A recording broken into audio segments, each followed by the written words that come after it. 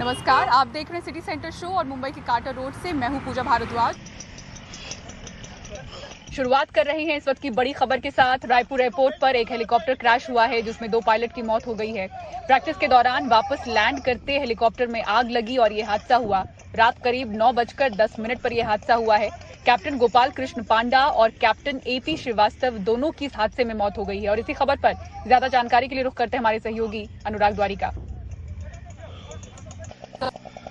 देखिए, छत्तीसगढ़ सरकार का ये हेलीकॉप्टर था और छत्तीसगढ़ की राजधानी रायपुर एयरपोर्ट पर, स्वामी विवेकानंद एयरपोर्ट पर ये हेलीकॉप्टर क्रैश हो गया।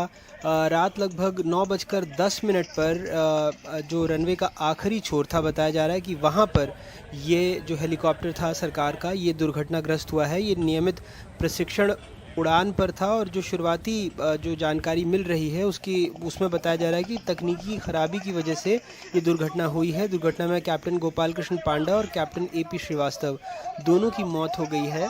और दुर्घटना के कारणों का पता लगाने के लिए DGCA और राज्य सरकार के आदेश पर विस्तृत तकनीकी जांच की जाएगी।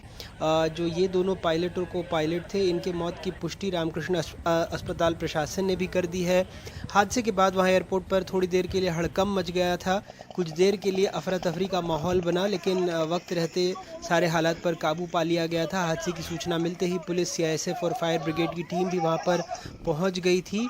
जो छत्तीसगढ़ के मुख्यमंत्री हैं भूपेश बघेल, उन्होंने भी अपना शोक जताया है। उन्होंने ट्विटर पर लिखा है और उन्होंने भी इस बात की पुष्टि की है कि इस दुखद हादसे में 2 पायलट की मौत हो गई है। जी, करोड़ों की रकम हड़पे जाने का आरोप लगा है। खास बात यह है कि आरोपों के कटघरे में खुद पुलिस भी है। 6 करोड़ के हड़पे जाने का यहाँ पर आरोप है और 10 पुलिस वालों को निलंबित किया गया है। देखिए क्या है पूरी खबर।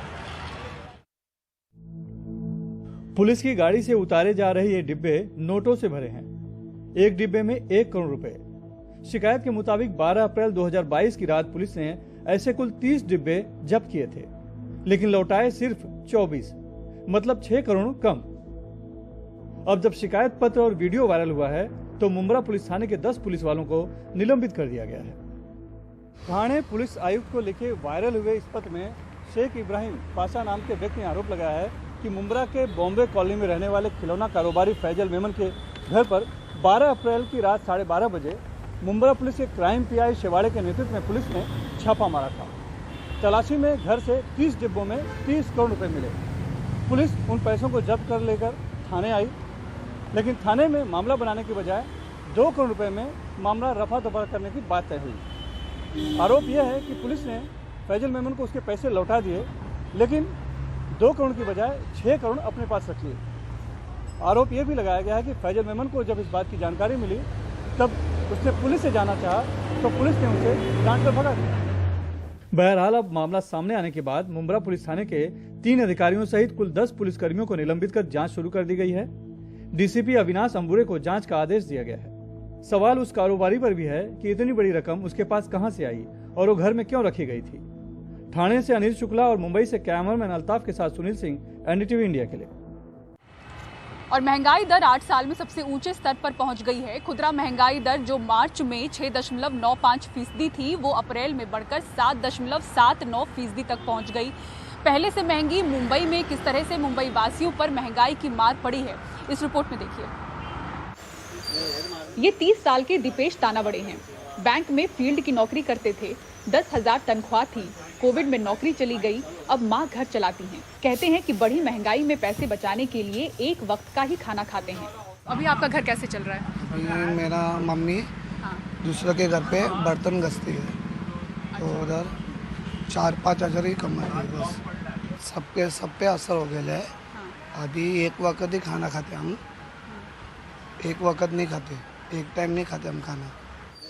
29 साल के विशाल सिंह मुंबई के वर्ली में किराना स्टोर चलाते हैं। कहते हैं कि 50% ग्राहक कम हुए हैं, इसलिए स्टाफ करीब 70% कम करने पड़े। हमारे घर में भी थोड़ा ऊपर नीचे हो गया बजट। स्टाफ मैंने कम कर दिए। अभी इतनी काम भी नहीं है, इतने बैठे रहते हम लोग भी। तो पहले कितने स्टाफ थे आपके और अभी कितने हैं? पहले हमारे पास 15 स्टाफ थे, अभी 4 है। धर्मेंद्र जायसवाल इस वक्त हमारे साथ हैं, सेल्समैन हैं। इनके अंडर करीब 7,000 दुकानें आती हैं, वहाँ पर ये माल पहुँचाते हैं। सर, क्या असर पड़ा है महंगाई की वजह से? जितना पहले आपके पास ऑर्डर आ रहा था, आप कितना ऑर्डर पहुँचा रहे हैं शॉप? अभी तो मतलब ऑर्डर तो पहुंच रहा है सब जगह, हाँ। मगर पहले के जैसा ऑर्डर अभी नहीं निकल रहा है जो है। हाँ, तो जैसे हाँ। एक शॉप पे आपका कितना ऑर्डर एक महीने का होता था? अभी एक कितना महीने का ऑर्डर लगभग यहाँ पे जहाँ पे हूँ मैं, हाँ। यहाँ पे कम से कम 30 से 40 हज़ार होता था। अभी लगभग 20,000 भी पूरा नहीं होता, सीधे आधा हो गया। आधा हो गया। शैम्पू, साबुन, खाने वाले प्रोडक्ट जो है सब पे बढ़ा है, मतलब सबके MRP 50, 60, 70 ऐसे बढ़ा है। खाने वाले में तो और बढ़ा हुआ है। 34 साल के साजन कुमार यादव आर्थिक राजधानी मुंबई में सब्जी बेचते हैं। बिहार के समस्तीपुर से हैं। पहली लहर में ये भी अपने गांव गए थे। मुंबई लौटे हैं, पर जिंदगी बद से बदतर हुई है। कहते हैं कि यही हाल रहा तो हमेशा के लिए बिहार लौट जाएंगे। बहुत फर्क पड़ गया, बहुत। मतलब पहले जैसा अब नहीं रहा, नहीं, दिल भी नहीं लगता इधर काम करने। तो कब तक ऐसे रह पाएंगे मुंबई? देखता हूँ, कुछ दिन और देख लेता हूँ, नहीं हो पाएगा तो निकल जाएंगे गाँव में ही। फिर से बिहार निकल जाएंगे? हाँ, तो क्या करेंगे यार। और वहाँ पर कैसे कमाएंगे? महंगाई तो हर तरफ है। महंगाई है, वहाँ अपना खेत भी है, वहाँ तो बहुत बात है। लेकिन यहाँ रहना मुश्किल है, यहाँ मुंबई में रहना रहना मुश्किल हो रहा है। महंगे शहर मुंबई में रहना कितना मुश्किल है, इससे हम सभी वाकिफ हैं। अब हर चीज की बढ़ती कीमतें और महामारी में घटी कमाई मुंबई वासियों के लिए बड़ा झटका साबित हुई है। मुंबई से कैमरामैन अशोक महाडिक के साथ पूजा भारद्वाज, NDTV इंडिया। और प्रधानमंत्री नरेंद्र मोदी ने गुजरात के भरूच में उत्कर्ष समारोह में संबोधन किया। क्या कुछ कहा उन्होंने, आइए आपको सुनाते हैं। सिग्निफिकेंटली मुझे एक दिन एक बहुत बड़े नेता मिले थे, वरिष्ठ नेता हैं। वैसे हमारे लगातार विरोध भी करते हैं, राजनीतिक विरोध भी करते रहे, लेकिन मैं उनका आदर भी करता रहता हूं। तो कुछ बातों के कारण उनको थोड़ा सा राजी नाराजी थी, तो एक दिन मिलने आए तो कहा, मोदी जी ये क्या करना है? 2 बार देश ने आपको प्रधानमंत्री बना दिया, अब क्या करना है? उनको लगता था कि 2 बार प्रधानमंत्री बन गया मतलब बहुत कुछ हो गया। उनको पता नहीं है मोदी किसी अलग मिट्टी का है, ये गुजरात की धरती ने उसको तैयार किया है। और इसलिए जो भी हो गया अच्छा हो गया, चलो अब आराम करो, नहीं, मेरा सपना है सैचुरेशन, 100% लक्ष्य को तरफ हमें आगे बढ़े, सरकारी मशीनरी को आदत डाले, नागरिकों को भी विश्वास पैदा करे।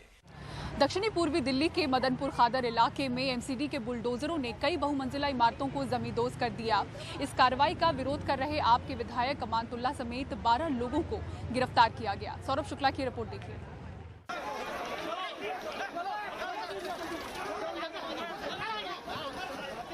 ओखला से आप विधायक अमानतुल्लाह खान को इस तरह घसीटकर गिरफ्तार किया दिल्ली पुलिस ने।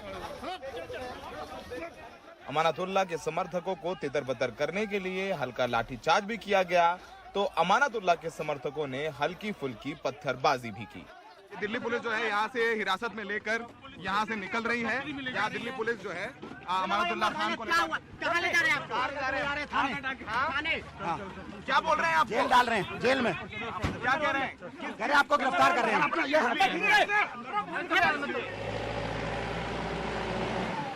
दरअसल MCD के बुलडोजर कब्जे हटाने के लिए मदनपुर खादर पहुंचे थे, जहां देखते ही देखते इन्होंने 3 बहुमंजिला इमारतों को तोड़ दिया।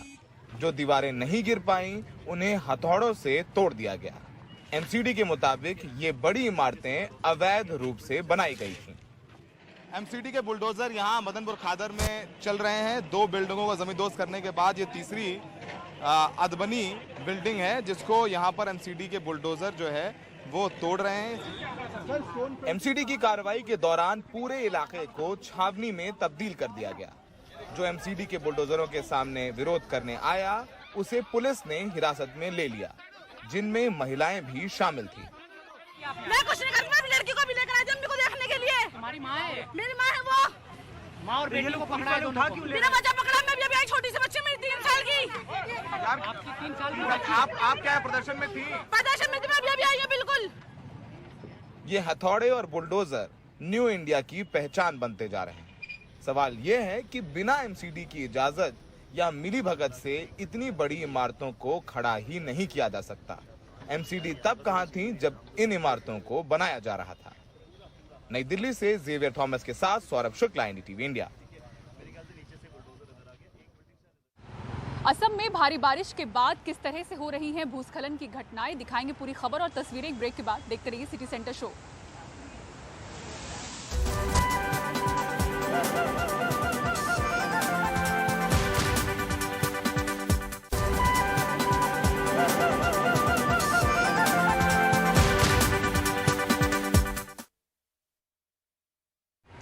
और अब असम की बात करते हैं। असम के दीमा हसाओ जिले में भारी बारिश के बाद लगातार भूस्खलन की घटनाएं हो रही हैं। गुरुवार को भूस्खलन की वजह से इस इलाके में ट्रेन सर्विस प्रभावित हुई है। माइबंग रेलवे रूट प्रभावित होने के बाद पैसेंजर ट्रेन रोक दी गई। कई दिनों से लगातार हो रही बारिश के चलते इस भूस्खलन से और भी इलाकों में ट्रेन सर्विस बाधित हुई है। भूस्खलन से हुए नुकसान को ठीक करने में रेलवे की टीम लगातार काम पर लगी हुई है।